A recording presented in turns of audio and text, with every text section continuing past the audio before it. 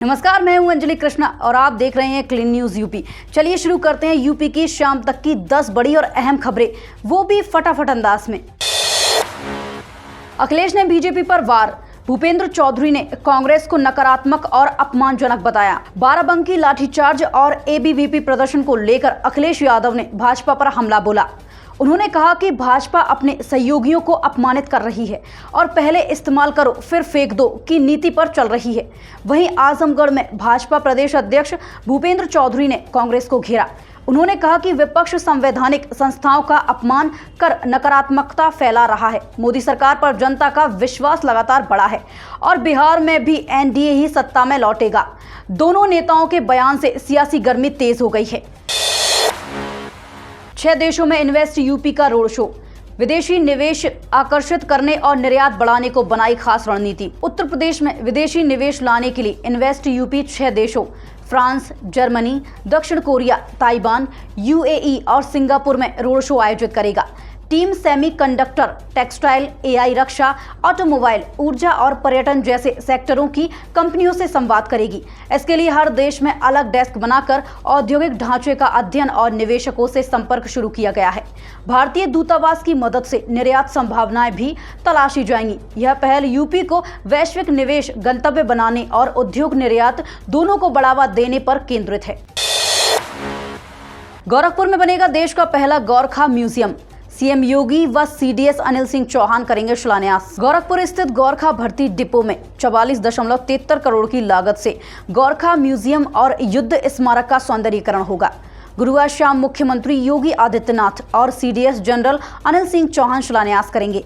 यह संग्रहालय आमजन के लिए खुला होगा और इसमें light and sound show, 7D theatre व म्यूरल पेंटिंग जैसी सुविधाएं होंगी। संग्रहालय गोरखा सैनिकों की वीरता और योगदान को दर्शाएगा। प्रथम विश्व युद्ध से लेकर आधुनिक समय तक गोरखा जवानों ने भारतीय सेना में 2700 से अधिक वीरता पुरस्कार प्राप्त किए हैं। श्री राम जन्मभूमि सुरक्षा बैठक, नए ब्लूप्रिंट पर मोहर, मॉडर्न तकनीक से भीड़ नियंत्रण और सुरक्षा इंतजाम होंगे मजबूत। अयोध्या में श्री राम जन्मभूमि की स्थायी सुरक्षा समिति की बैठक आज होगी। एडीजी सुरक्षा और एडीजी जोन की अध्यक्षता में नई सुरक्षा रूपरेखा पर मोहर लगेगी। इसमें सीआरपीएफ, पीएसी, एसएसएफ और खुफिया एजेंसी के अधिकारी शामिल होंगे। बैठक में भीड़ नियंत्रण, सीसीटीवी और इलेक्ट्रॉनिक निगरानी, अतिरिक्त बलों की तैनाती पर चर्चा होगी। ध्वजारोहण समारोह के बाद परकोटे के 6 मंदिरों में दर्शन का मार्ग खोलने की योजना है। सुरक्षा को मॉडर्न तकनीक से और मजबूत बनाया जाएगा ताकि श्रद्धालु सुरक्षित व सुचारू दर्शन कर सकें। रामपुर गांधी समाधि का होगा सौंदर्यीकरण, 1.5 करोड़ से राजघाट जैसी लाइटिंग, रात में बढ़ेगा पर्यटन आकर्षण। रामपुर की ऐतिहासिक गांधी समाधि को नया स्वरूप देने की तैयारी पूरी है। शासन ने इसके सौंदर्यीकरण के लिए 1.5 करोड़ रुपए स्वीकृत किए हैं। इस धनराशि से समाधि परिसर को फसाड लाइटिंग से सजाया जाएगा ताकि यह दिल्ली के राजघाट जैसी आभा बिखेरे। यहाँ महात्मा गांधी की अस्थियां चांदी के कलश में सुरक्षित हैं, जो इसे विशेष बनाती हैं। विधायक आकाश सक्सेना की पहल पर स्वीकृत योजना से रामपुर का पर्यटन बढ़ेगा। रात में प्रकाशित होने पर यह स्थल सांस्कृतिक व ऐतिहासिक आकर्षण का केंद्र बनेगा। योगी सरकार का बड़ा फैसला, अब पारिवारिक संपत्ति बंटवारे पर सिर्फ 5,000 शुल्क, जनता को 3800 करोड़ बचत। उत्तर प्रदेश में पारिवारिक संपत्ति विवाद अब आसानी से सुलझ सकेंगे। योगी सरकार ने बंटवारे का शुल्क घटाकर अधिकतम 5,000 रुपए कर दिया है, जो पहले बाजार मूल्य का 5% तक था। इस फैसले से करीब 2.25 लाख लंबित विवाद मिनटों में हल होंगे और जनता को लगभग 3800 करोड़ रुपए की बचत होगी। साथ ही राज्य को 500 करोड़ की अतिरिक्त आय भी मिलेगी। सरकार का मानना है कि यह कदम अदालतों का बोझ कम करेगा, पारिवारिक कलह घटाएगा और सामाजिक सौहार्द को बढ़ावा देगा। एआई की बड़ी पकड़, यूपी पंचायत चुनाव से पहले 6 जिलों में मिले 22 लाख से ज्यादा डुप्लीकेट वोटर। उत्तर प्रदेश पंचायत चुनाव से पहले मतदाता सूचियों में भारी गड़बड़ी सामने आई है। आर्टिफिशियल इंटेलिजेंस जांच में उन्नाव, हरदोई, कानपुर और बुंदेलखंड क्षेत्र के 6 जिलों में 22 लाख से अधिक डुप्लीकेट वोटर पाए गए। अकेले हरदोई में 13 लाख डुप्लीकेट नाम चिन्हित हुए हैं। चुनाव आयोग ने इनकी पुष्टि के लिए भौतिक सत्यापन का आदेश दिया है। अब बूथ लेवल अधिकारी घर घर जाकर मतदाताओं की पहचान करेंगे। आयोग का दावा है कि यह कदम पारदर्शी चुनाव सुनिश्चित करेगा और फर्जी वोटर पर रोक लगाएगा।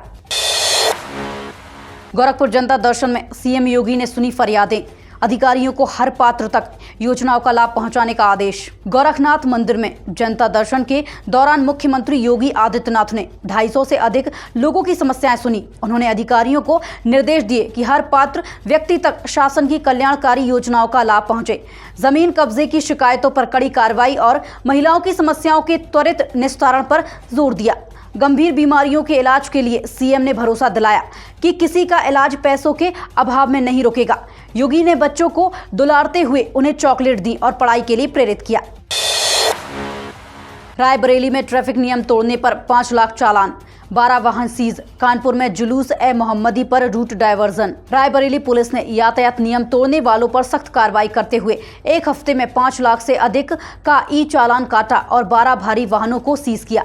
अभियान में 200 से अधिक 2 पहिया, 4 पहिया और ई रिक्शा वाहनों पर कार्रवाई हुई। वहीं कानपुर में 5 सितंबर को 12 फ़कात के जुलूस ए मोहम्मदी के लिए विशेष ट्रैफिक प्लान लागू होगा। आज शहर के कई मार्गों पर रूट डायवर्जन रहेगा। लाखों लोगों के शामिल होने वाले इस जुलूस के मद्देनजर सुरक्षा और यातायात व्यवस्था पुख्ता की गई है। बंदायूं में बेकाबू पिकअप से बाइक सवार कुचले, एक की मौत। बरेली में ऑटो ट्रक से टकराया, 6 घायल। यूपी के बंदायूं में देर रात दर्दनाक हादसा हुआ। पानी पीने रुके बाइक सवारों को तेज रफ्तार पिकअप ने रौंद दिया। हादसे में भीमसेना यादव की मौके पर ही मौत हो गई, जबकि खुन्नू बाबू गंभीर रूप से घायल हुए। उधर बरेली में नैनीताल हाईवे पर यात्रियों से भरा ऑटो ट्रक से टकरा गया। हादसे में ऑटो चालक की मौत हो गई और 6 यात्री घायल हो गए। सीसीटीवी में देखा कि टक्कर से यात्री सड़क पर उछलकर गिरे। घायलों को अस्पताल में भर्ती कराया गया है। तो ये थी यूपी की 10 बड़ी खबरें, साफ और सटीक अंदाज में, सिर्फ क्लीन न्यूज यूपी पर। ऐसी ही जरूरी और भरोसेमंद खबरों के लिए चैनल को सब्सक्राइब करें और वीडियो अच्छा लगे तो लाइक और शेयर करना ना भूलें। मिलते हैं अगली बुलेटिन में। शुक्रिया।